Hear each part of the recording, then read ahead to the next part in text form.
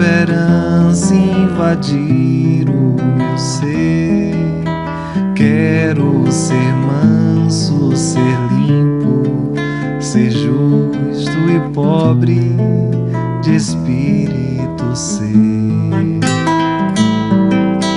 Tua palavra me sonda, me conta do reino que espera por mim. Eu te ofereço meu pranto, as dores da alma que quer renascer. Eu ouvi tua voz, teu falar me encantou, quis seguir, caminhar, quis saber pra onde vou. Eis-me aqui, minha dor serenou.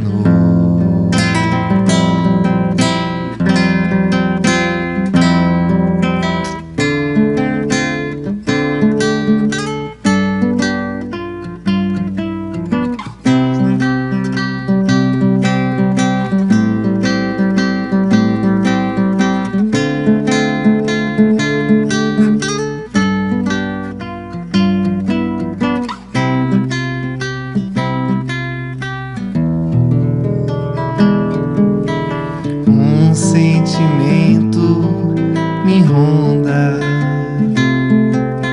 não sei dizer, tudo é novo pra mim.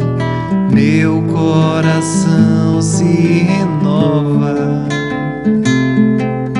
sinto a esperança invadir o meu ser. Quero ser manso, ser limpo, ser justo e pobre de espírito ser. Tua palavra me sonda, me conta do reino que espera por mim. E eu te ofereço meu pranto, as dores da alma que quer renascer. Eu ouvi tua voz, teu falar me encantou, quis seguir, caminhar, quis saber pra onde vou. Eis-me aqui, minha dor serenou.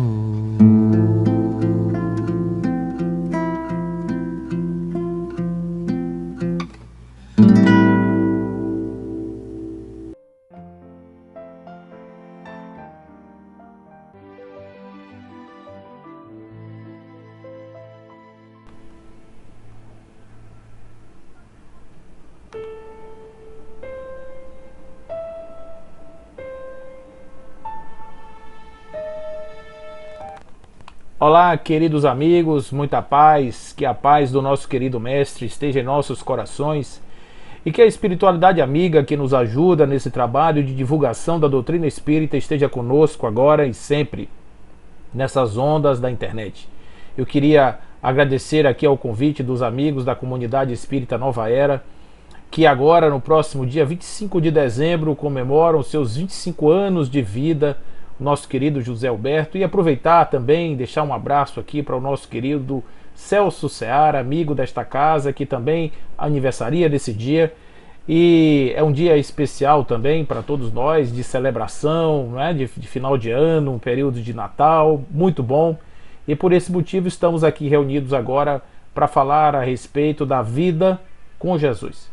Vida com Jesus, nesse trabalho de viver em sociedade, sob os auspícios daquilo que foi a o conjunto das orientações do nosso mestre? Será que é fácil? Será que é possível? Será que dá para fazer isso? O mundo, a cristofobia, enfim, todas as coisas que estão acontecendo aí nesse cenário mundial e também o nosso cenário local, por que não? Falar sobre isso, entender um pouco sobre como isso toca as nossas vidas, é o nosso objetivo aqui da nossa conversa. Para começar, nós podemos imaginar que um homem do século I teria dificuldades de entender o seu momento social. Certamente ele, um judeu daquela época, olharia para a história do seu povo e diria: meu Deus, o que aconteceu? Você nos prometeu uma herança, você nos prometeu uma sucessão, você nos prometeu uma série de dádivas, os céus se abririam para nós seríamos aqueles que iríamos popular o mundo. E no entanto agora que estamos aqui vivendo na nossa terra, na chamada Terra Prometida, nós não temos nada, temos o jugo daquele que vem nos comandar, aquele que vem nos escravizar. Nós estamos aqui na condição de escravos, nós estamos numa condição de seres subjugados, e afinal de contas, onde está a nossa hegemonia? E o desejo desse homem do século I era que aparecesse o Messias, o ungido. Na verdade, o ungido, ele não seria exatamente um homem de boas palavras, ele seria um homem de muitos atos. Ele seria talvez um soldado, ele seria talvez um homem que comandaria exércitos, que nasceria em uma casa real de grande importância. Ele não seria um irrelevante, não, ele seria um homem de importância fundamental. E por esse motivo, era aguardado que em um determinado momento da história esse homem aparecesse. Por isso, esse homem do século I talvez suportasse de uma forma mais regular todas aquelas situações, o fato dele ter que pagar os impostos para Roma, o fato dele poder eventualmente até trabalhar a sua religião era permitido, mas ele não era de todo, ele precisava contemplar uma águia dourada toda vez que ele entrava no templo, um presente de Herodes. Então, tudo isso fazia parte do cotidiano deste homem do século I. Havia uma certa liberdade, sim, claro, para um povo mantido, né, sob o jugo de um terceiro, de um outro povo. Eles até que gozavam de uma certa liberdade, mas uma liberdade limitada.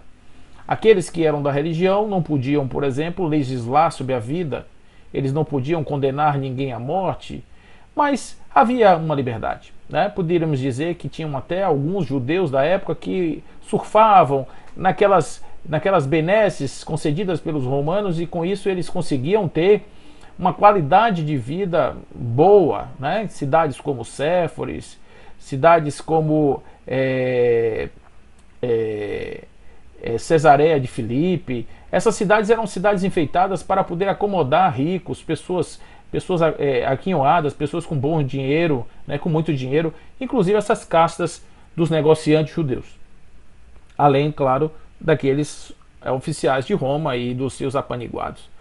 Mas o que eu queria falar para vocês é que ali havia promiscuidade, violência, havia ali ainda uma série a brutalidade, a ignorância imperavam. Esse povo tinha que conviver com as cruzes, as crucificações, com governantes corruptos, né, pessoas sanguinárias que não tinham nenhum pudor de mandar matar pessoas. Uma sociedade moralmente muito atrasada do ponto de vista de uma concepção de uma sociedade organizada, sobretudo uma sociedade que teoricamente estaria pautada por uma lei que estabelecia critérios de justiça, critérios de bom viver, critérios de uma certa fraternidade e até mesmo de amor, por que não? Então, dentro desse conjunto de lei, havia ali uma série de coisas que não correspondiam exatamente àquilo que era o esperado, diante de um povo que possuía uma lei tão rígida, possuía costumes religiosos tão fervorosos. Não era de se esperar que ainda se praticassem coisas que ordinariamente estavam se praticando ali, embora estejamos falando de 2000 anos atrás. Não é?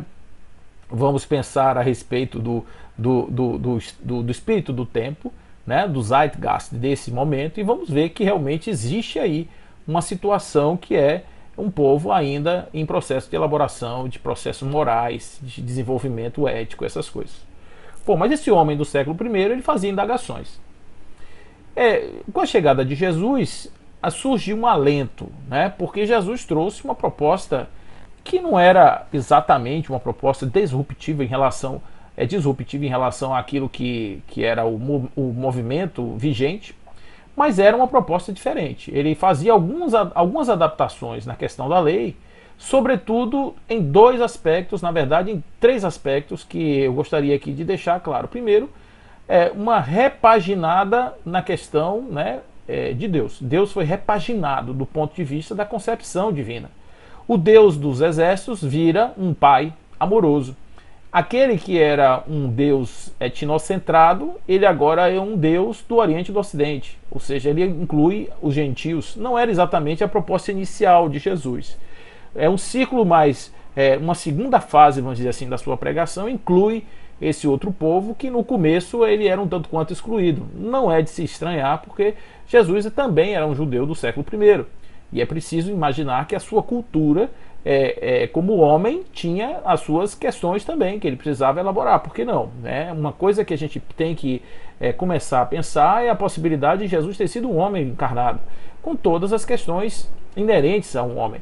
O fato de Jesus ter um espírito puro, ou ser um espírito puro, não dá a ele a prerrogativa de ser maior do que certas limitações do próprio corpo. O corpo também, o psiquismo humano, ele tem os seus comandos e os seus imperativos. Portanto, o que ele, enquanto Yeshua, aprendeu, o que ele cultuou como valor e etc., prevalece nas suas ações, naquilo que ele vai cotidianamente expressar, sem nenhum demérito da sua pessoa, nem nenhuma diminuição do seu trabalho. Apenas considerar Jesus um ser humano. Então ele, se for observar a proposta do seu evangelho, vê-se que há uma proposta que no começo é para as ovelhas perdidas de Israel e num segundo momento para o povo do Ocidente e do Oriente, para todos, indistintamente. Uma mensagem que Paulo vai captar e vai desenvolver belissimamente com o seu trabalho de expansão das fronteiras do cristianismo, trazendo esse cristianismo para o mundo, sobretudo inicialmente na população dos gentios, que inclui todos aqueles que não eram daquela geração ou daquela etnia, daquela raça. Então, com isso, houve um aumento, uma ampliação nas fronteiras e, consequentemente, uma divulgação ampla e mundial a respeito dessa nova mensagem. Então, a primeira coisa era Deus, não é? Era essa mensagem que não era centrada, é uma mensagem ampla. E existe uma outra questão, que é a questão da hipocrisia. Jesus não aceitava, hipótese alguma, que se falasse uma coisa e se vivesse outra. A mensagem de Jesus não estava encaixada naquela ideia das ruas largas, das esquinas das ruas largas, daqueles que, a pretexto de grandes orações, devoram as casas das viúvas. Não era essa a proposta de Jesus. A proposta de Jesus era que houvesse uma condição de compatibilidade entre o ser presente, o ser que se apresentava, que se realizava, e aquilo que ele dizia. O que dizia radicava na sua essência, na sua vivência, na sua experiência cotidiana, pessoal. Então ele era aquilo que dizia que era bom ser. Então havia uma coerência entre os princípios de mentalização e ação, e essa era uma proposta de Jesus.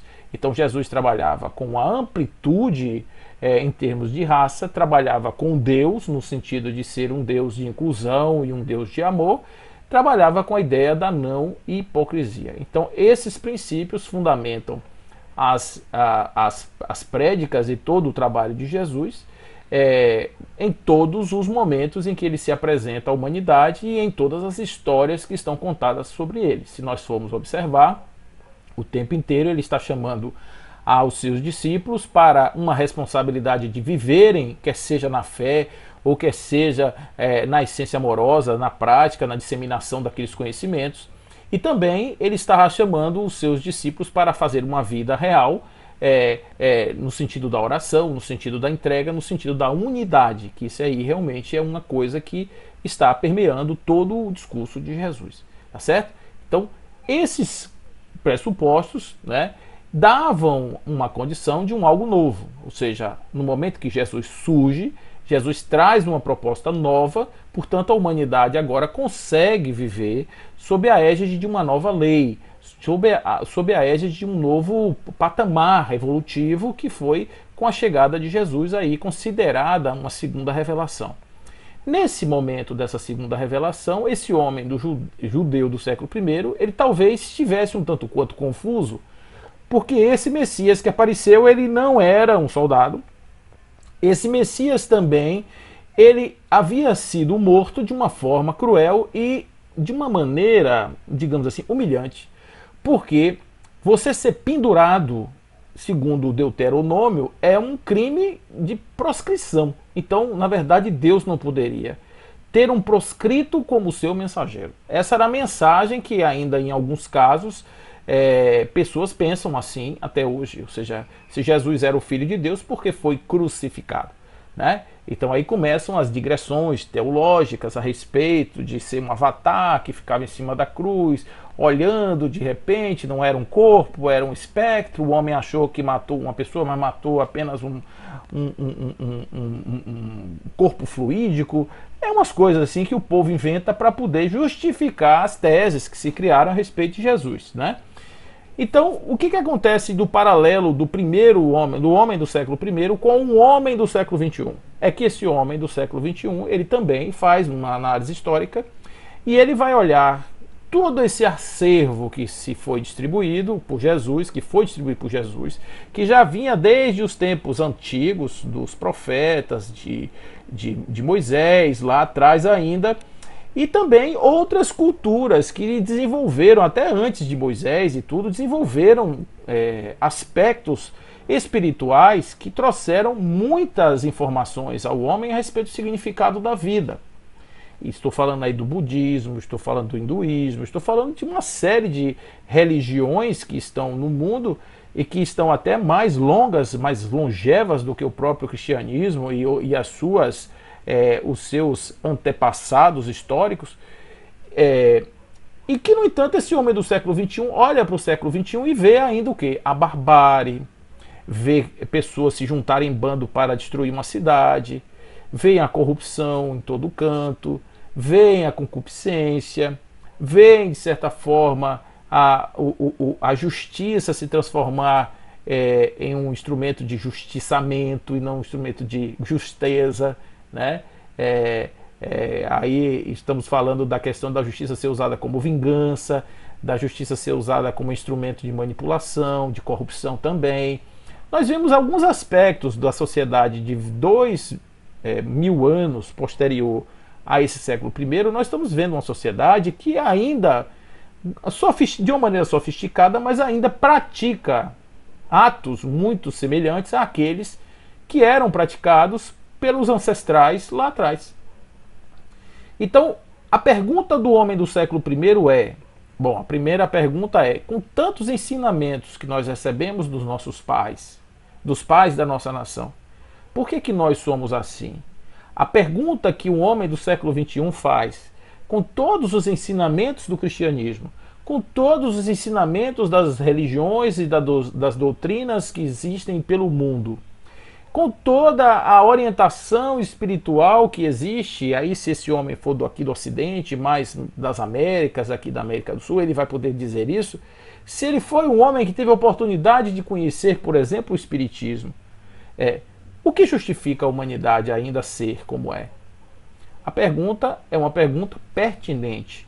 A resposta talvez seja uma resposta que muitas pessoas não gostem, mas talvez exista realmente uma culpa naqueles que tentaram endeusar a mensagem muito mais do que entendê-la e vivê-la.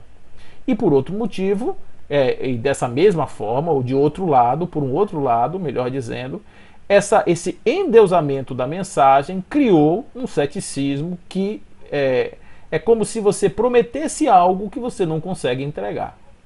Sobretudo hoje, quando a gente vê o aviltamento dessa mensagem sendo transformada em uma mera e pequena teologia da prosperidade, onde a gente vê Jesus, Deus, etc., sendo usado como mercado, como instrumento de obtenção de riquezas materiais. Aí é que a gente vê realmente a grande complicação, a gente vê a grande dificuldade que nós tivemos lá atrás e que estamos tendo hoje continuamos nos afastando dos pressupostos de valor que mudam a cabeça do homem e, consequentemente, conduzem a sociedade para um patamar mais elevado. Isso é o que está vigindo, é o que vigia, e antes desse homem do século I, que vigia também. Ou seja, a ignorância existe no mundo, impera no mundo, e as questões que estão sendo colocadas estão sendo ignoradas, quer seja por pressupostos materiais ou materialistas, quer seja porque a sociedade do século XXI é uma sociedade tecnológica, eminentemente material, e que é também hedônica, em função justamente de uma superutilização do cérebro. É preciso que as mensagens que nos sejam passadas sejam de forma tão contundentes que elas sejam ou encontrem espaços na nossa preferência. Eu estou me referindo aqui, por exemplo, a uma propaganda de cerveja, uma propaganda de qualquer coisa, de carro, que tem uma mulher bonita.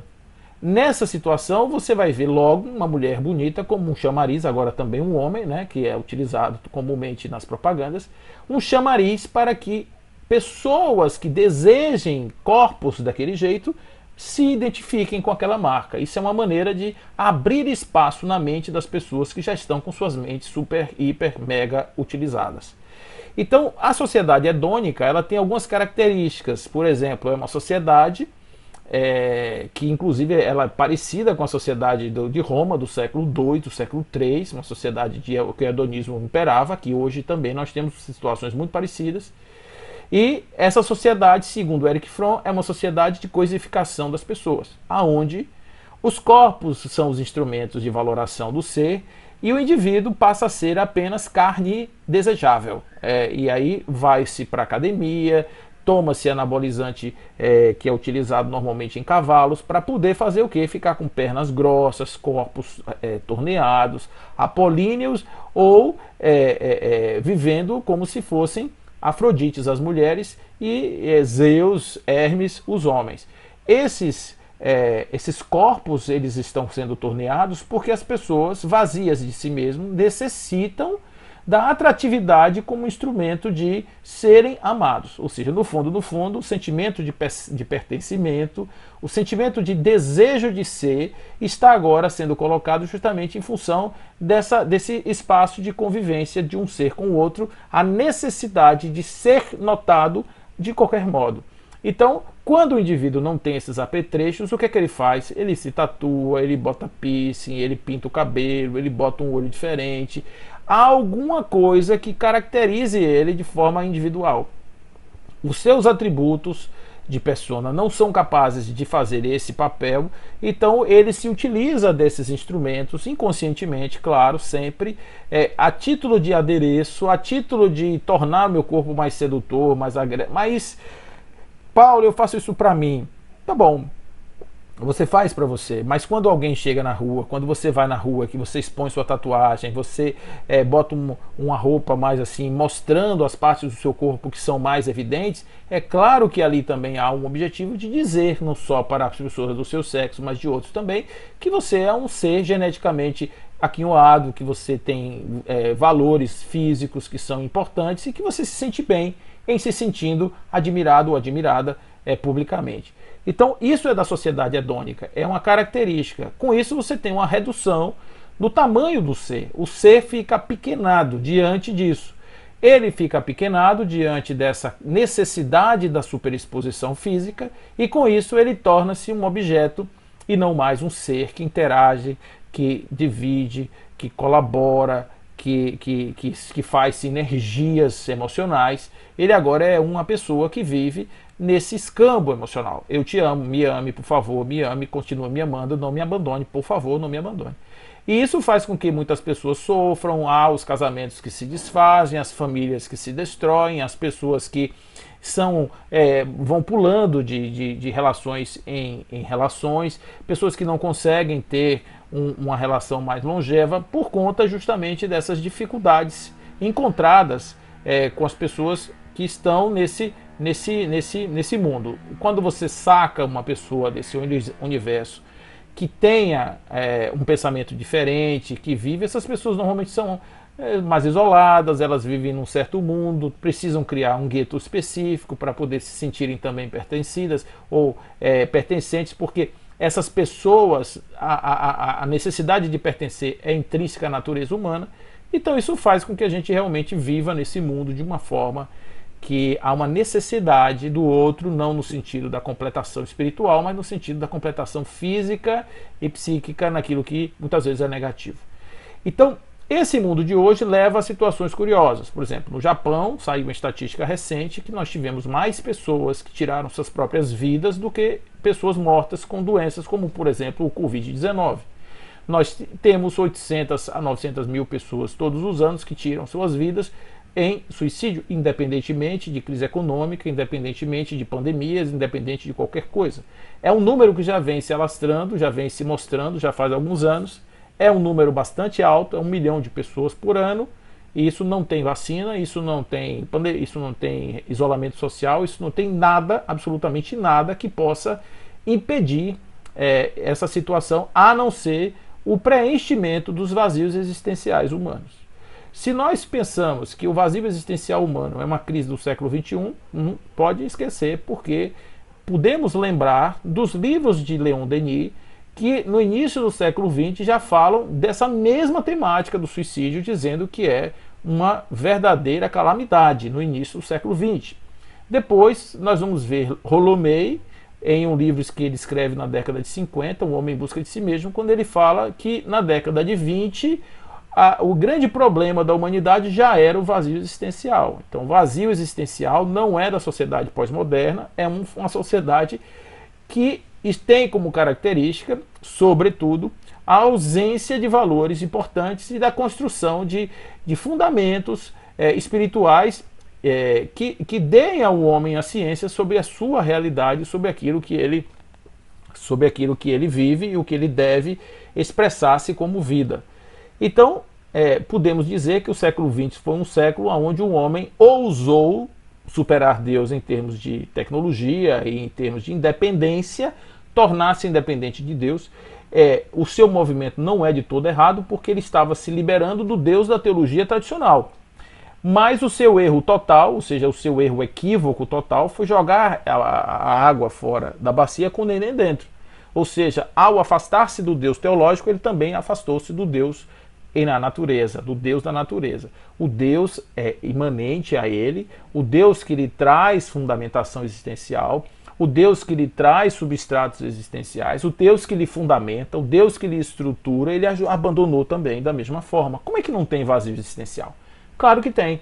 Então, não estamos falando daquele ensinamento das igrejas, estamos falando do ensinamento da natureza, que diz que todo ser, assim os espíritos vieram dizer, todo ser traz em si, desde que tenha dentro da sua consciência as leis divinas, ele traz em si o ímpeto de ir em direção a Deus. Ele vai, independente da forma, buscando de diversas maneiras, ele vai em direção a Deus. E aí o Espiritismo, claro, ele veio dessa época de transição, ele veio apresentar esse tipo de situação, mostra isso claramente quando ele diz que o materialismo é a grande chaga, que o egoísmo é a fonte de todos os nossos vícios, e que a caridade, que a bondade, que a humildade, que o amor, né? Lázaro tem um texto no Evangelho segundo o Espiritismo que ele diz que o amor que substitui a personalidade pela fusão dos seres. Ele fala da unidade de uma forma muito linda. Ele diz assim: o amor não é esse amor do senso comum, é um amor que substitui a personalidade pela fusão dos seres. Esse amor, que é derivado de um ensinamento, é derivado de uma possibilidade existencial, esse amor não é considerado na sociedade, nem da sociedade moderna, nem na sociedade vitoriana, nem na sociedade pós-moderna, porque ele simplesmente foi abandonado em nome da razão. A razão vai assumir um papel de explicar a natureza e, consequentemente, afastar o homem de Deus. Então, ao abandonar as igrejas em direção ao agnosticismo, ao ateísmo e a outras doutrinas mais céticas, o homem terminou virando as costas para a sua própria natureza. E com isso ele encontrou um abismo dentro de si mesmo, porque as respostas que ele precisa não estão no seu cognitivo. As respostas que ele precisa não estão no comércio das carnes humanas, não está no hedonismo, não está no reconhecimento superficial das suas qualidades ou pseudo-qualidades sociais. está na essência do ser e na descoberta da luz que existe dentro de cada um de nós. Por isso é que, quando na questão 625, Allan Kardec pergunta qual o espírito mais perfeito que já pisou na face da Terra, nós temos que encontrar aí o que seria exatamente um conceito de perfeição que pudesse levar Jesus a essa categoria em detrimento de outros que poderiam também estar nesse mesmo lugar. Então Jesus, conforme assim nós podemos depreender da sua mensagem, Jesus não é um profeta horizontal, nem muito menos um profeta vertical. Deixa eu explicar. O profeta vertical é aquele que trabalha exclusivamente na verticalidade de olhos fechados em uma gruta. Ele é um canal de sinergia ou de sintonia com as energias cósmicas. Ele está só ali, olhando para cima, né, vivendo nessa relação muito sua. O horizontal, ele vive apenas na questão da relação das pessoas. Todos são importantes, o vertical é importante, o horizontal também. Jesus tem uma característica que ele tanto tem uma conexão vertical profunda, quanto ele tem uma conexão horizontal também muito interessante. O trabalho de Jesus foi eminentemente horizontal, na medida que incluía pessoas do seu entorno, e eminentemente também, né, de forma também importante, vertical, na medida em que ele trazia na sua expressão de ação a própria existência do Pai. Então Deus em ação no mundo, ele dizia, eu sou o Pai em ação no mundo, porque ele dizia, as obras que faço não são minhas. Quem me vê, vê o Pai. Quem contempla as minhas obras, contempla as obras do meu Pai. Então, quando alguém via ele fazer algum prodígio, ele dizia assim, vai lá e mostre para essa pessoa, para ele vendo que você passou por isso, acredite naquilo que o Pai é capaz de fazer. Então, Jesus, ele se despessoalizava, né? Tornava-se um ente em conexão com o divino, um agente de expressão de Deus na Terra. Aí é um conceito que não está amplamente colocado aí na questão da teologia, está, claro, nos grandes iniciados, sem dúvida nenhuma que eles tinham o domínio disso. Mas a leitura tradicional, terra-terra, superficial que nós fazemos dos textos evangélicos e também das mensagens de Jesus não nos levam a esse tipo de conjectura, dessa questão da unidade. Nos levam à ideia de um ser mágico que fazia milagres e que resolvia problemas. Então, Jesus que eu estou falando aqui é um Jesus que trouxe uma mensagem de libertação, uma mensagem verdadeira, porque ela está presa, exarada nos conhecimentos universais. Se você pegar Hermes, se você pegar os antigos, Buda e etc., você vai encontrar os mesmos aparatos verbais e ideológicos de Jesus ali. Não tem coisas diferentes. Até porque nós teríamos que imaginar naturezas diferentes para que cada um tivesse o espaço da sua revelação. Em particular, cada um trouxe um aspecto mais relevante do seu povo, da sua natureza, da sua etnia, mas, no geral, eles são todos comuns e Jesus é um síntese, simples, porque ele trouxe mensagens para pessoas ignorantes, pessoas do povo, pessoas que não eram letradas, pessoas que eram pessoas comuns como nós. Então, Jesus faz isso. Porém, a mensagem que ele traz, no tempo que ele traz, é uma mensagem que está cifrada em códigos que tem uma pedagogia de expressões reais, carregando conteúdos espirituais subliminares. Então, uma parábola, por exemplo, ela pode ser interpretada hoje à luz da sociedade pós-moderna sem problema algum, porque existe a subjetividade das interpretações trazidas no espírito do tempo moderno. É possível interpretar uma parábola hoje. Não necessariamente no pensamento do homem do século I, mas no pensamento do homem do século XXI. Isso não era uma coisa que poderia se depreender de uma forma natural que o homem do século I tivesse facilidade de assimilar tudo isso. Então Jesus não escondia isso. Ele dizia, a minha mensagem, vocês aproveitem enquanto eu estou aqui, que eu posso explicar para vocês, porque esses que estão aí fora, eles vão ouvir e não vão entender. Eles vão ver e não vão enxergar. Porque vai estar nos olhos dele, eles vão achar que é uma história de carochinha e não vão acontecer.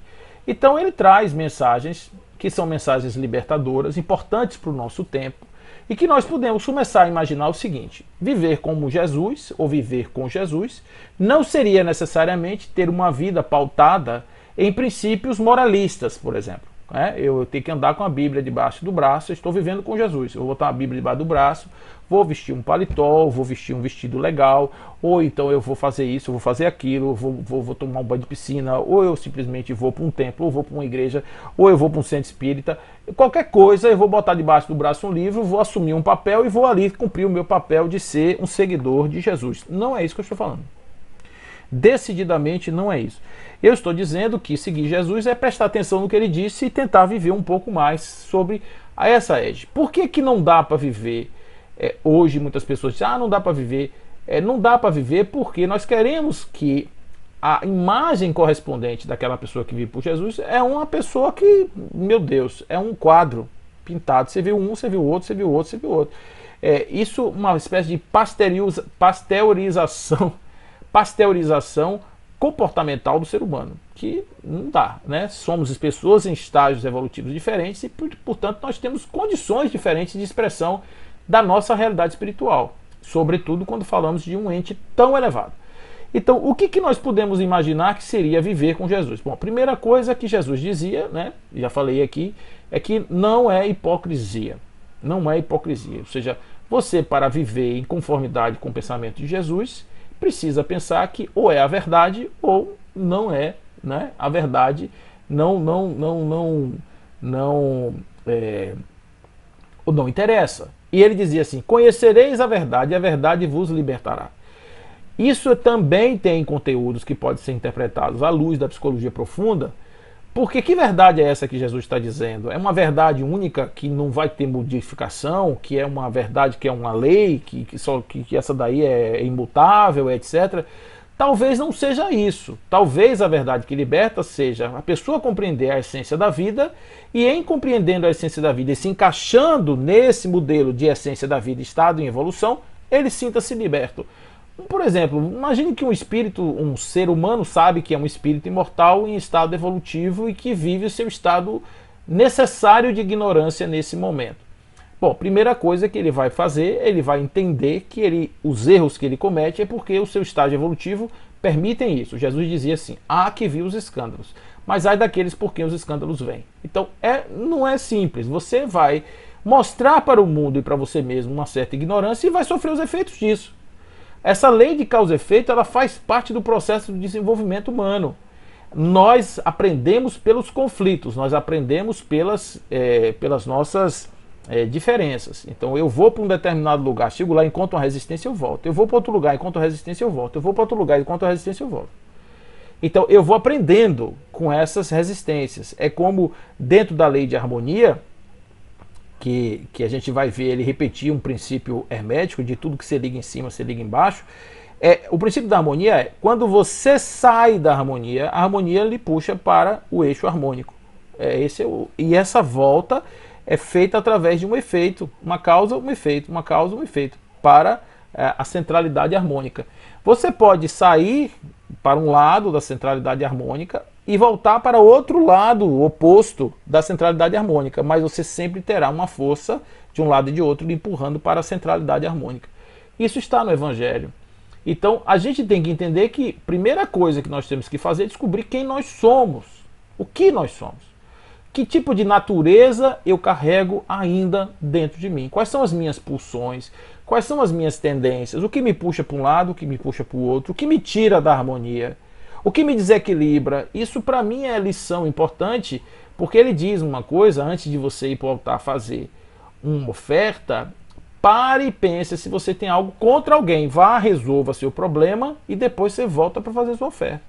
Então não pode se imaginar que nós estamos falando de formas, porque lá no Evangelho você vai ver Jesus dizendo que o reino dos céus não se apresentará por manifestações exteriores.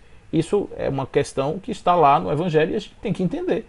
Não são as manifestações exteriores que vão assegurar o reino do céu, mas sim a natureza interna do ser, que o conduzirá em direção a esse lugar maravilhoso, que é o lugar da plenitude da alma, que a gente costuma chamar de reino celeste. Então, esse movimento de alma é o primeiro ponto importante. Como é que eu faço isso? Autoconhecimento. Não existe uma outra forma de conhecer-se sem desenvolver uma ação de conhecer aquele que sou eu. Então, como é que eu vou me conhecer? Uma dica importante, que vem também da psicologia, é preste atenção no que os outros provocam em você. Aquilo que você sente em relação ao outro, muitas vezes é uma coisa que está dentro, desequilibrado, que ainda não foi equalizado lá dentro e que precisa expressar-se de alguma forma para poder ganhar verdade. E essa verdade sempre é libertadora. Não é? A gente sempre tem aquela sensação de alívio quando a gente se livra daquele nó na garganta, aquele peso. É uma maneira da gente ir construindo uma tendência de volta para o eixo harmônico. Podemos errar, né? E passar do ponto, mas a gente vai voltar de novo. E é por isso que a gente volta aqui tantas vezes na encarnação, porque são muitas possibilidades, são muitos eixos de desenvolvimento e, portanto, temos muitas dinâmicas que precisamos empreender para poder fazer esse nossa volta, eixo harmônico, tá certo? Então isso é uma coisa que está no Evangelho, por exemplo, pouquíssimo praticado, porque o que a gente pede que as pessoas tenham é conduta cristã. E quando nós precisamos imaginar que as pessoas têm que ter direcionamento ao Cristo, é uma coisa diferente. O direcionamento ao Cristo é uma pessoa que obstinadamente busca, de maneira devotada, de maneira persistente, a pessoa abnegada, ela busca a sua melhoria. O verdadeiro espírita é reconhecido pelo esforço que emprega para domar suas más inclinações. Não é o verdadeiro espírita aquele que emprega esforços para ocultar as suas más inclinações ou mostrar vantagens ou virtudes já adquiridas. Não é isso que está lá. É domar as suas más inclinações por insistência e persistência. O sujeito identifica que tem uma determinada questão e ele vai ao encontro dessa questão para poder entender as causas e resolver de uma forma definitiva. Então isso é algo que nós podemos imaginar que é bem diferente de você atender a um padrão comportamental estereotipado, né, moralista que se estabelece na sociedade. Esse é o primeiro ponto. Com isso, nós trazemos consequências de agremiações que sejam favoráveis ao autoconhecimento. Então, nossas casas espíritas, por exemplo, estou falando aqui de espiritismo, quem quiser falar da sua própria casa pode falar em outras religiões.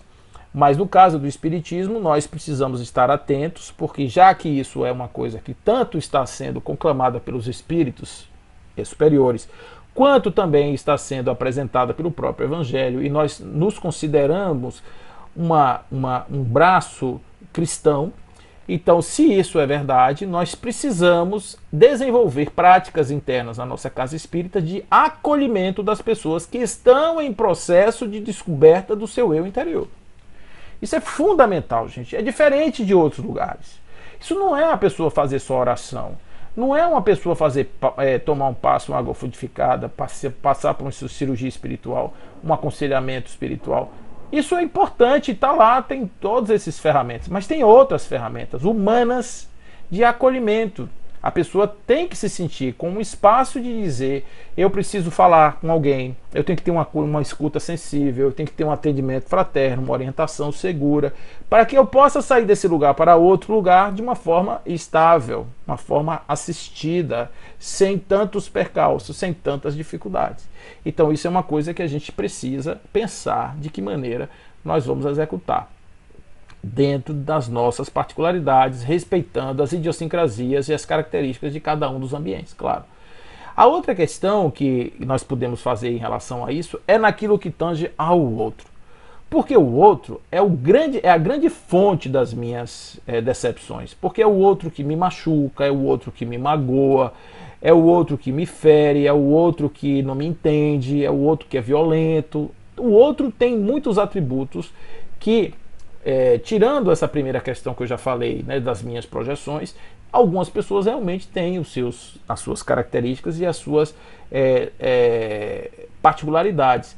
Então, essas pessoas e essas particularidades, elas precisam ser compreendidas como estágios evolutivos.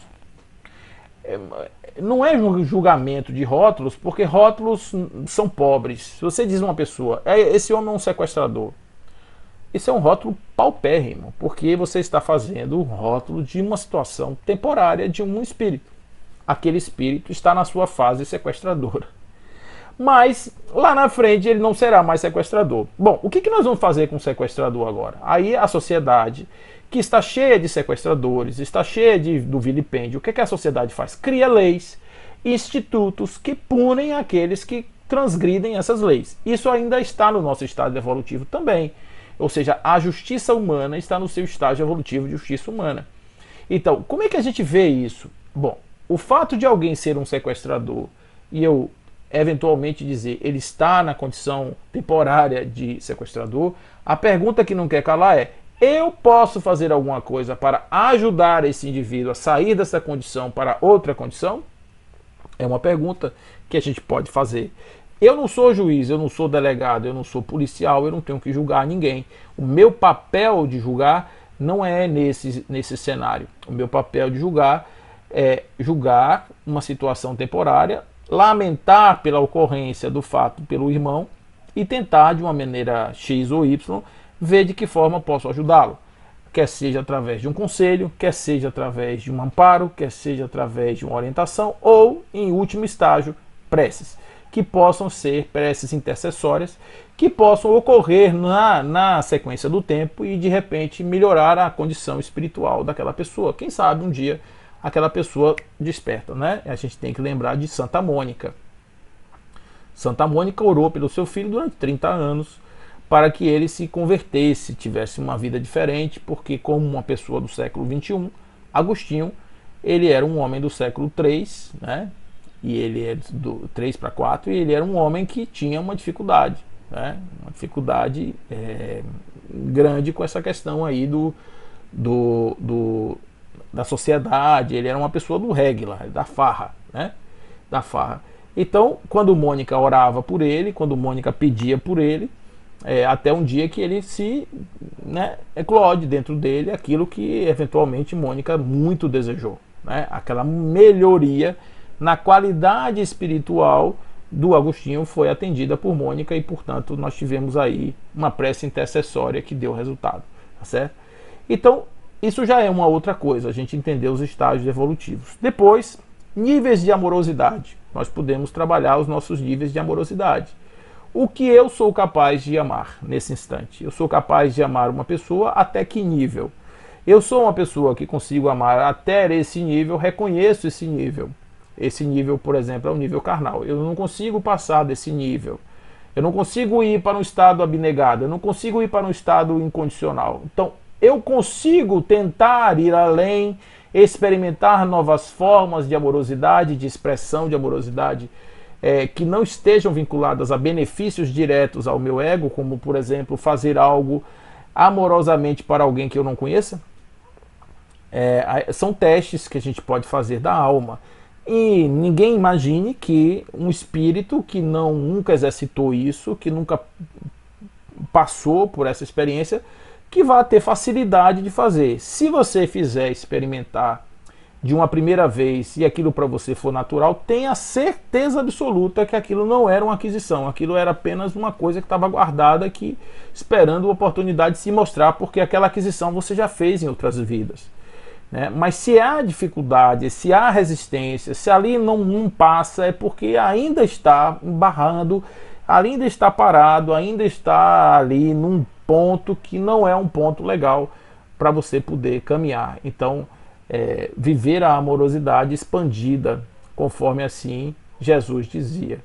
Ele falava uma coisa que ajuda nesse aspecto, que é, de novo, aquela compreensão do divino dedicada à questão da amorosidade e expansão. Ele dizia: amar a Deus sobre todas as coisas, com todo o seu entendimento, com todo o seu espírito, e ao próximo como a si mesmo. Observe que mensagem de profundidade tamanha essa que Jesus nos traz, que é Deus no seu reconhecimento imanente e transcendente. Então nós vamos pensar que nesse caso especificamente, nós estamos falando aqui de Spinoza, nós estamos falando aqui de Agostinho, nós estamos falando de São Tomás de Aquino, nós estamos falando aqui de outros, né? Espírita Camille Flammarion, que também fala a mesma coisa. Nós podemos falar sobre Leon Denis, nós podemos falar até sobre Allan Kardec. A ideia do Deus transcendente e do Deus imanente é algo mas é muito. Eu não vou nem falar isso muito, porque a gente pode fazer um seminário sobre isso, a gente pode fazer uma palestra sobre isso, especificamente sobre essa questão, mas eu queria dizer só que uma grandeza de Deus explica isso, que é a onipresença, né? Então, Deus é onipresente. Observe que Allan Kardec toma cuidado inicialmente em botar isso, ele usa a potência e não usa a presença, mas a presença ele vai apresentar na Gênesis depois. Mas ele vai falar, nós vamos falar sobre a onipresença. Onipresença significa dizer o indivíduo está presente, não é poder estar, porque isso é onipotência. Presença significa ele poder estar em qualquer lugar. Ou melhor, estar em qualquer lugar. Não é poder estar, é estar em qualquer lugar. Então, se ele está em qualquer lugar, não existe uma parte do meu corpo onde ele não esteja. Não existe uma parte fora de mim onde ele não esteja. Então, Deus está em todos os lugares. E em tudo. Deus está em tudo. A natureza se expressa dentro da dinâmica divina. Portanto, quando eu reconheço Deus assim, eu vejo Deus em tudo. Eu consigo ver Deus em tudo. A minha pergunta é, que aí vem um raciocínio também evangélico. Se aquele que diz que ama a Deus e não ama o seu vizinho, é um mentiroso, João vai dizer. Por quê? Porque como é que eu posso amar quem eu não vejo e não amar aquele que eu vejo? Então a gente vê logo aí uma situação que mostra que nós precisamos começar a expandir a nossa consciência do eu a partir de Deus. O conceito de Deus expandido me leva ao outro amorosamente, porque se eu aprender a amar este Deus imanente e transcendente, eu automaticamente já amei todas as suas expressões. Porque eu não tenho como amar um indivíduo ou uma coisa, seja lá o que for, até que seja Deus, com toda a minha alma, com todo o meu entendimento, com todo o meu espírito, e tem uma parte dele que eu não amo. Aí não estou falando da mesma coisa. Eu amar a Deus significa reconhecer Deus nas suas dinâmicas, reconhecer Deus nas suas leis, reconhecer Deus no seu movimento, reconhecer Deus nas suas expressões.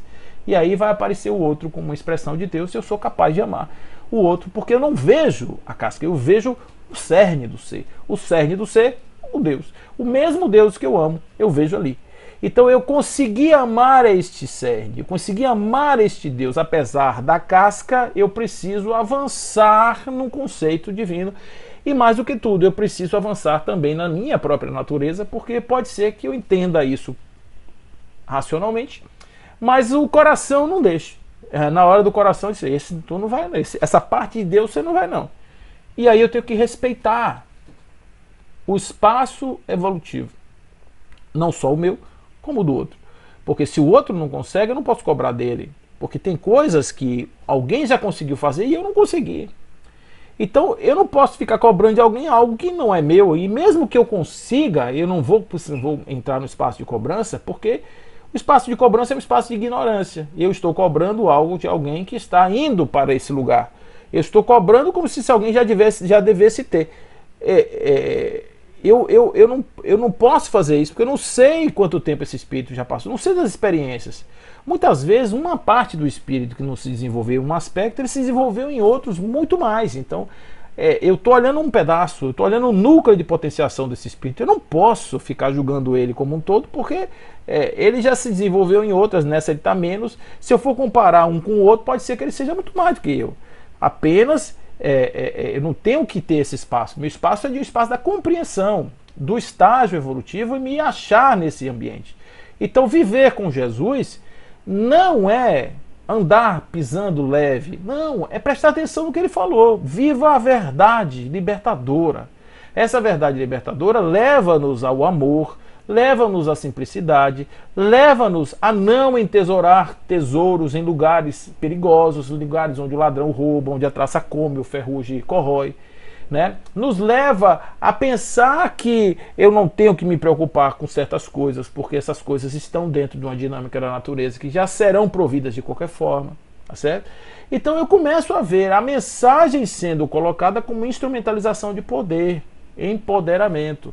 O indivíduo que se vê assim, ele é livre para poder dizer: não estou sozinho, eu sou um divino atuando na Terra. Eu sou emanação de Deus vivendo na Terra pelo amor de Jesus. E por isso Eu não estou sozinho, eu não estou vazio, eu estou cheio de Deus. Eu estou cego, eu estou como aqueles cegos do Evangelho. Quando Jesus dizia, o que queres que eu te faça? Eu quero ver, eu quero enxergar. Essa era a proposta. Então, como Bartimeus da estrada, nós devemos nos levantar em direção a Jesus para que ele nos pergunte o que você quer que eu faça. Observe que Jesus respeitava o estágio evolutivo do cego. Se ele dissesse, eu quero uma moeda, ele dizia, dê uma moeda para o cego. Mas eu quero ver. Então nós precisamos pedir a Jesus para vermos como os cegos pediram. Eu quero ver. Eu quero enxergar isso aí que você tem para me dizer. Eu quero enxergar essa lição que você tem para me ensinar. O que eu posso aprender com relação a isso? E a partir daí, a gente começar a ter na nossa vida uma atenção especial para transformarmos cada dia em um espaço evolutivo de crescimento, desenvolvimento do ser. Viver com Jesus é viver na perspectiva de que cada dia mais eu posso trabalhar para ser luz do mundo. Eu posso trabalhar para ser sal da terra. Eu posso trabalhar para ser melhor hoje do que fui ontem, menos do que amanhã. Eu posso fazer um processo evolutivo baseado no conhecimento, no autoconhecimento, no halo-conhecimento e em todo o conhecimento, nesse omniconhecimento, né? Nesse conhecimento omnidirecional em todas as partes, em todos os lugares, onde eu começo a compreender a essência da vida e a importância de pessoas como Jesus na minha existência. Falo de pessoas porque uma pessoa, né? E Deus, sobretudo, como essa grande essência criadora, inteligência suprema e causa primária de tudo. Portanto, meus amigos, essas situações são situações muito mais acessíveis a cada um de nós do que nós podemos imaginar. Nós podemos ter réguas mais baixas, nós podemos ter patamares mais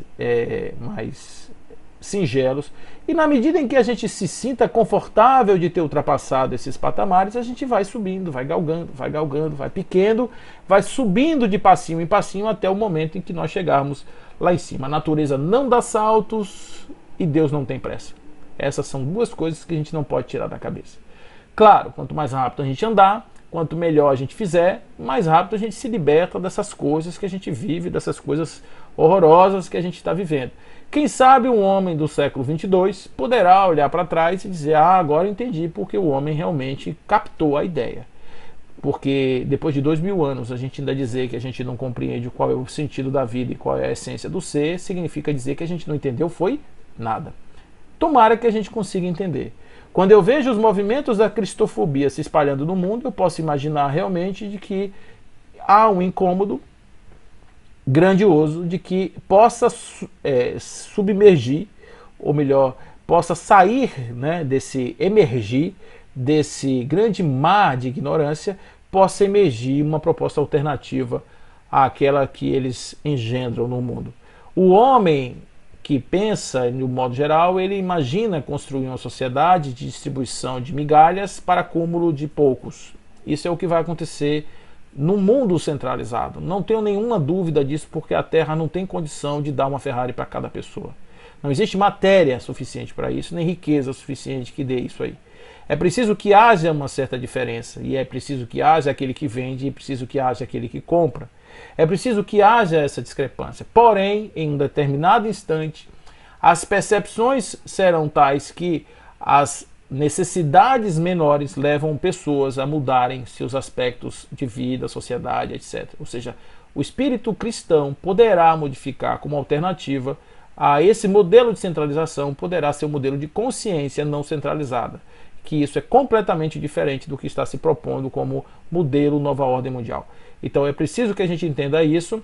Por que que existe perseguição? Ninguém nunca ia se preocupar se você está se ajoelhando numa cruz ou se está se ajoelhando num determinado caroço de milho, se isso não impactasse nos grandes planos dos grandes chamados pensadores da humanidade. Então nós temos que trabalhar individualmente cada ser. Nós. Não é a igreja, não é o centro espírita. É individualmente, cada indivíduo sendo trabalhado, ele vai trabalhar na sua casa, vai construir na sua casa, vai fazer com que se erijam casas, construam casas que sejam sólidas, casas na rocha, casas verdadeiramente na rocha, que são capazes de ajudar o homem, não só do século XXI, mas o homem da sociedade da regeneração.